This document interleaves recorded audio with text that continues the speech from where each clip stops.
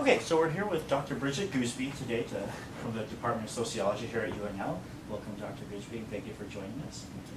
So we brought you here today to some of your research focuses on health disparities and how sociologists sort of examine those issues. So can you tell us about what sort of health disparities look like in the United States and how that kind of relates to your research? Sure. So one of the big issues with health disparities is, right, we've had this whole conversation happen around healthcare reform.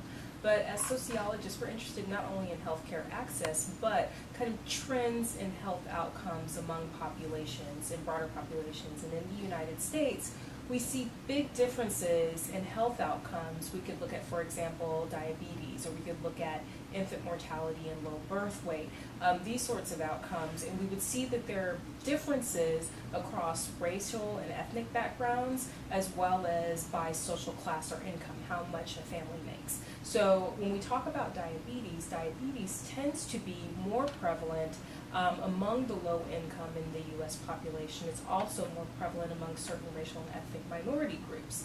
We also see low birth weight is higher among low income populations in certain racial and ethnic minority groups.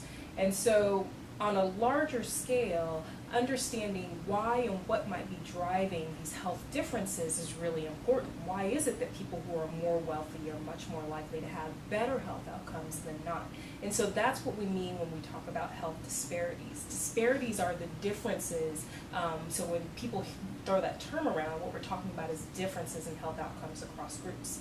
So as a sociologist and someone who's primarily interested in understanding how social inequality and social status is related to people's health, my own research really looks at trying to understand how inequality in the form of income, but also in the form of certain types of discrimination among different race ethnic groups is related to stress, and that in turn being related to health outcomes. And so that is the area that I'm interested in at the moment, and I'm primarily looking at is understanding how it is that racial discrimination or poverty, because those two things are not distinct from one another, they can happen together, how those things are related to the health of parents, but also the processes that are related to their kids' health as well. So if people are experiencing stress, stress is something that we all, when we feel stressed, we don't feel good.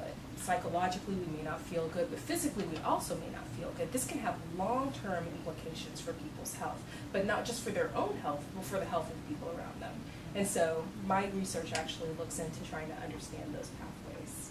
Okay, can you tell us a little bit about the current project that you're doing and how you're going about studying this particular phenomenon? Yes, so one of my biggest project today, what I'm working on right now, is in the Omaha community. I'm collecting data on low-income moms, African American and Caucasian, with children between the ages of 10 and 14 years old. What we're doing is collecting, and this is really kind of innovative work, we're going into the community and we're collecting survey information on stress, health histories, any sorts of kind of life situations that may be causing stress for these low-income moms. Also asking the kids questions about this. But on top of that, we're collecting biological markers of stress and of health. So we're giving free health screenings as well as collecting this biological information to match onto the survey information.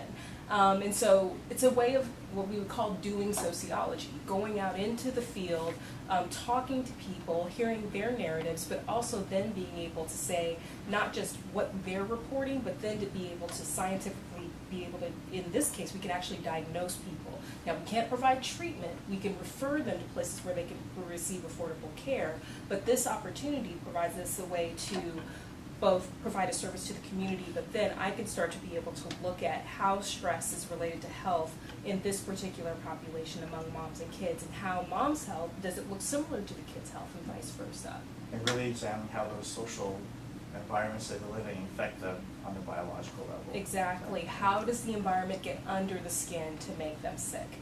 This is, the idea of embodying the social context around you. We aren't born in a vacuum. We don't live in a vacuum. And so this is one of those areas of research that's really exciting, because as a sociologist, you get to be able to say, this is how environment matters, and we can actually measure it in the body, showing that the environment matters for people and their social interactions with people matter.